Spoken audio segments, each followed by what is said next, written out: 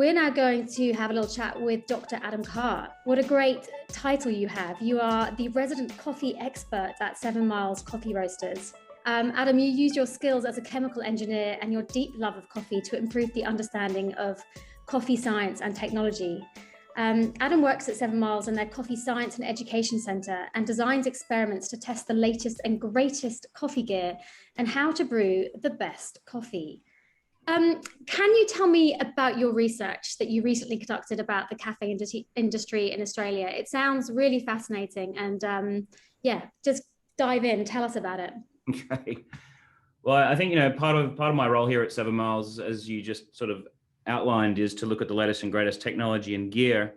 But I think across the last few years, we looked at a few diverging trends in machine manufacture, and we're noticing that basically kilo consumption in Australia is kind of flatlining. So some say we reached peak coffee at the beginning of 2020. Yeah. So we just thought, okay, what's going to happen in the next 5 years once we've reached that? And let's basically have a look at all the different trends across cafes, across roasteries, across consumer behaviors, and other trends, including sustainability trends. For example, we looked at reusable cup models and a few other different things just to sort of see where we thought the industry was going, and sort of refined it down to, I think, 3 major takeaway points. Sort of the things we think are categories to, well, I guess, trends to watch, keep your eye on, I think, to be sustainable in the future, because that's the idea. It's to create sustainable businesses, sustainable business models. And so your top 3 trends that you uncovered, can you give us a little peek? Because I will let everyone know that the report is on your website, isn't it? So we can, we can send that out. But just to get a summary of the top 3 trends would be great. Absolutely. So the top 3 trends really that we saw as accumulation of all the other, heaps of trends out there, were that we found that there's an increasing manufacture and adoption of automated technologies across the industry. When we say automated, not talking about robotic arms, although we actually have implemented a robotic arm for a very short period in our espresso window, which didn't work, by the way. So it's more of like, basically technology that facilitate consistency within the cafe that can, in theory, save both time and improve customer experience. We also found that a focus on craft and cuisine in cafes was particularly important. So, there's, a few different, you would call them dissociated points of data, kind of led us to think that, yeah, this is definitely something that people need to focus on. And maybe I'll elaborate in a little bit, but, and maybe people think that's obvious, but perhaps not so much, certainly not internationally. And I think finally we looked at 2 different models.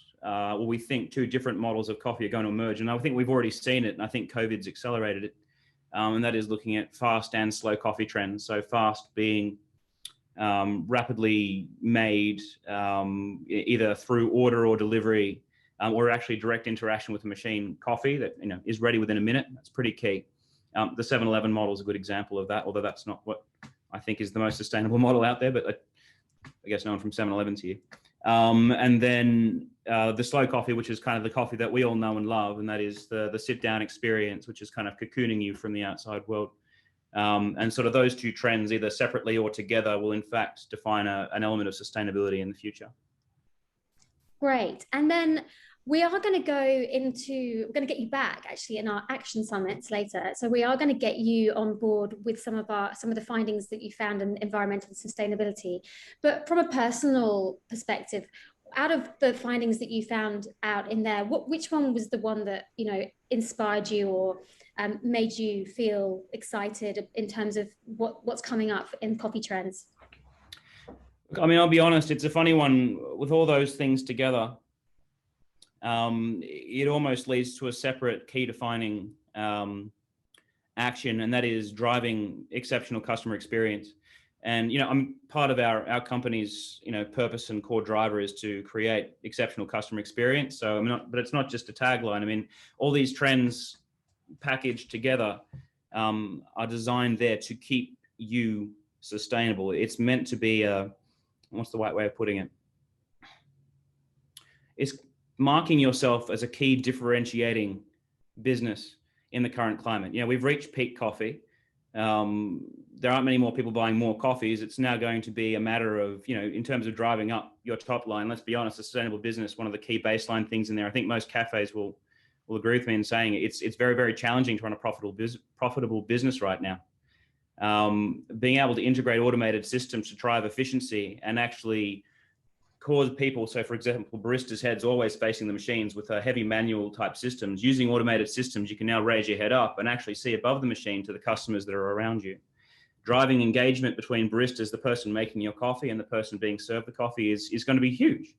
And those technologies absolutely do that. We have a video where we looked at measuring the difference in literal face time between someone using these automated tools and not. And I think we had a 65% increase in eye-to-eye contact between the person serving the coffee versus, using these automated technologies. And I think being able to use these kinds of technologies will facilitate you being able to actually have deep, meaningful conversations and actually define who you are.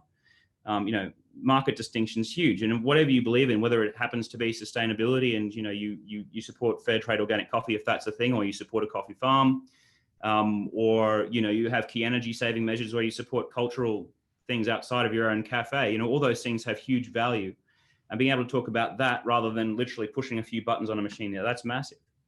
And I think in terms of craft and cuisine, that will really show through. So, it's not only automation that does that. I mean, there are a few trends I suppose I haven't really gone into much more depth about, but I think that's key. Driving a key customer experience across your entire business to actually shine in your community, to be, who you are in your community. I think that's where it's at. Great. That is fantastic. I couldn't have asked you to write that better. So thank you for that. You're well briefed. So we're going to have to move on now. I could talk to you all day about this, but we'll bring you back and we can explore some more of these themes later on. So Jane, I'm going to pass back over to you and see who you're going to speak to next.